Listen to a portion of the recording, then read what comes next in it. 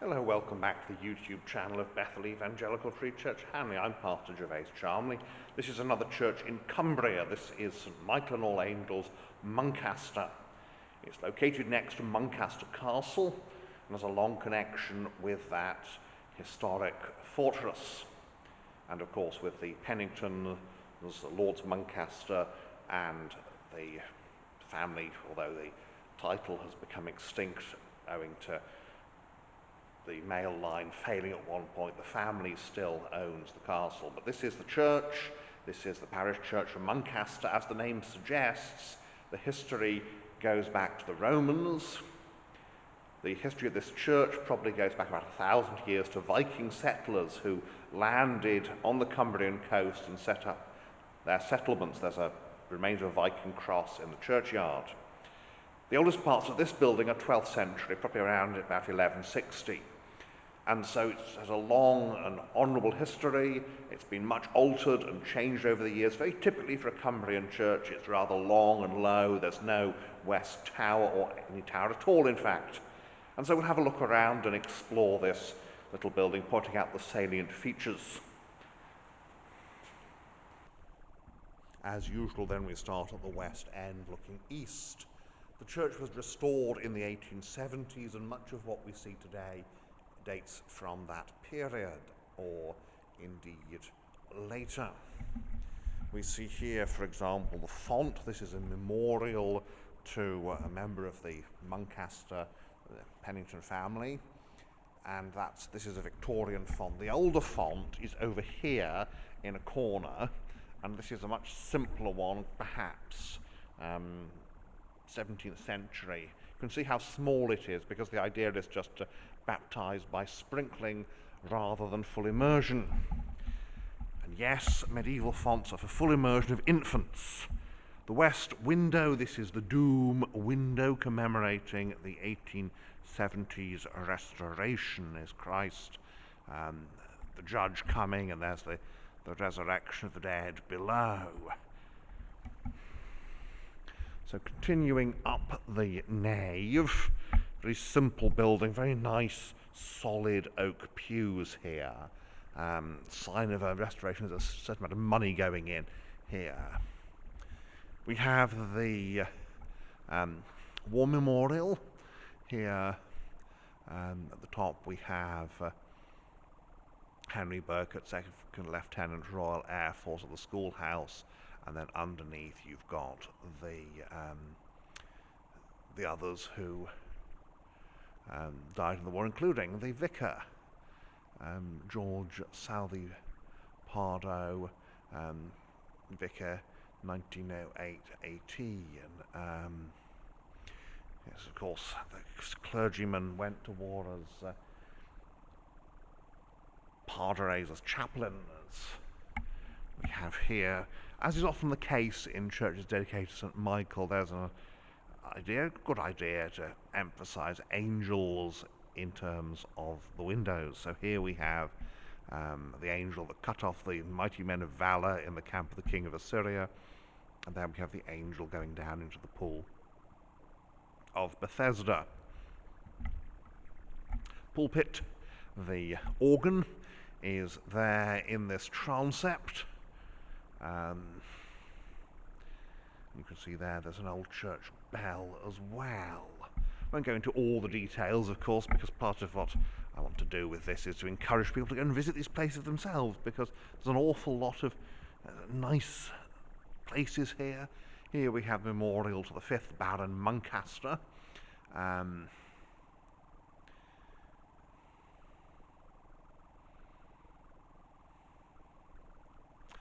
And more windows, praise him, all ye angels of his. More. And there we have Lothair Augustus, Lord Muncaster, died in 1913, served in the Navy at the siege of Sebastopol in 1854, afterwards in the Rifle Brigade. One suspects the idea was want a little bit more action. So we have there's the Mothers Union banner. The Mothers Union is an Anglican women's organisation. Used to be much bigger than it is, but it's still active. Not all the places that have these banners still have active branches.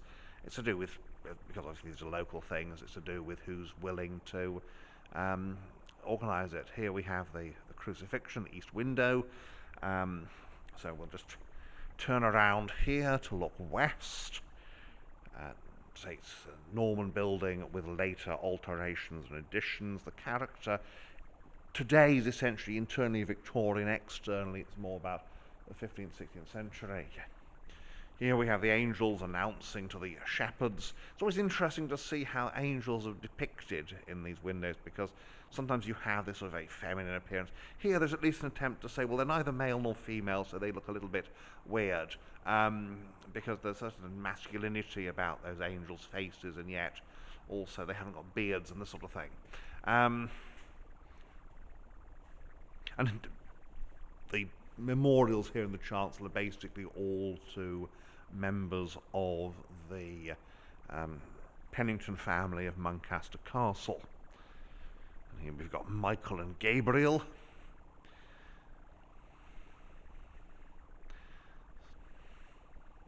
It's an interesting title here. So William Pennington was appointed Custos of Cumberland 1686. He was also appointed Vice Admiral of Cumberland and Westmoreland 1710. Not that Cumberland and Westmoreland had their own fleet, of course, but it was a matter of, it was rather a ceremonial position with some responsibilities. And we have the apocryphal archangels. So that is the inside here at Muncaster, St Michael's, Muncaster. So let's go and have a look at the outside next. And so here we are outside at Muncaster. You see this lovely long Cumbrian church here with its crenellated parapet and the windows, typical late medieval, early modern style, these square heads, which is a single mullion down the middle. So the first time I came here I managed to, well, the door jammed on me and I thought I was locked in, but it just needed a little bit of a shove, but they've oiled it this time. So let's have a look around the outside and see what we can see. Just so I can get it all in here. Almost, just get back a little bit there, you can see the full length of the building. So we've got a relatively long chancel, which is often a sign of 13th century work or later. It's just up the road and up the hill from Wobberthwaite.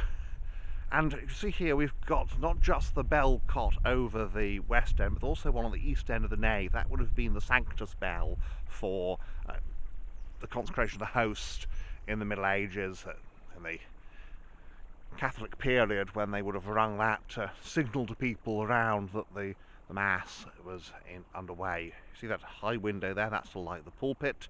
The present pulpit, of course, is lower than the previous one would have been. Nice lichen grown. This is the Viking cross. I've described some of these as Anglo-Saxon. They're not. They're Viking. See there, the round cross head, and there is the. So you can get some sight of the, because obviously it's covered in lichen, and you don't want to take the lichen off to damage the actual stone. You can see some aspect there of the carving.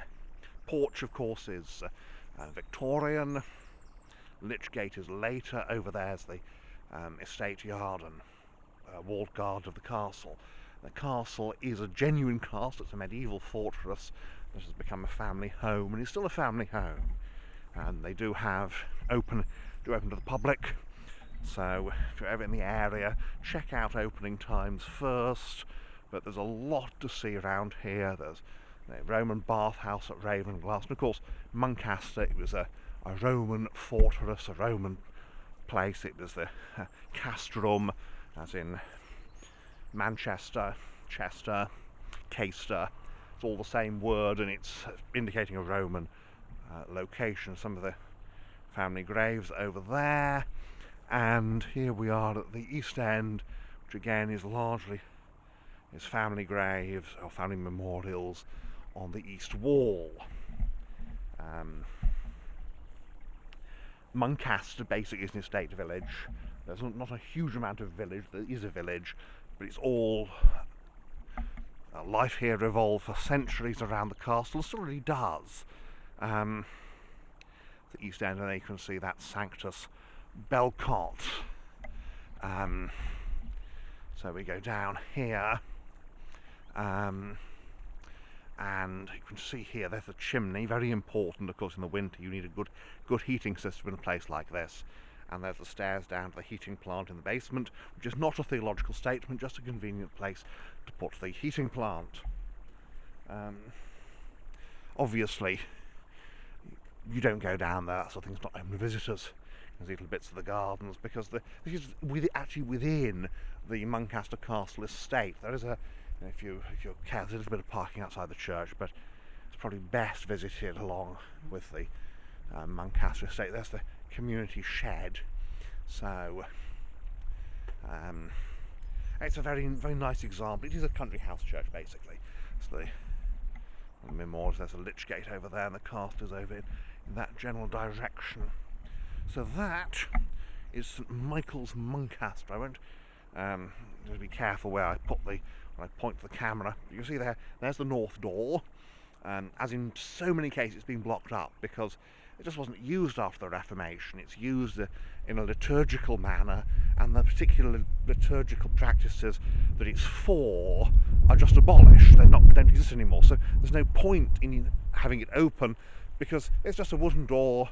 If it gets weathered, you're going to have the need for repairs. You're going to get a draft coming through.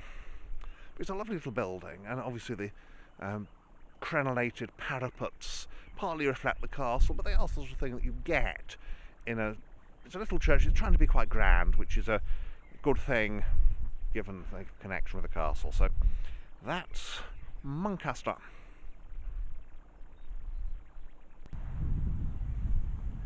So there you have it, St Michael and All Angels, Muncaster. I know it's a bit gloomy, this final shot, but I'm dependent on the sunlight, and the sun's behind a cloud at the moment.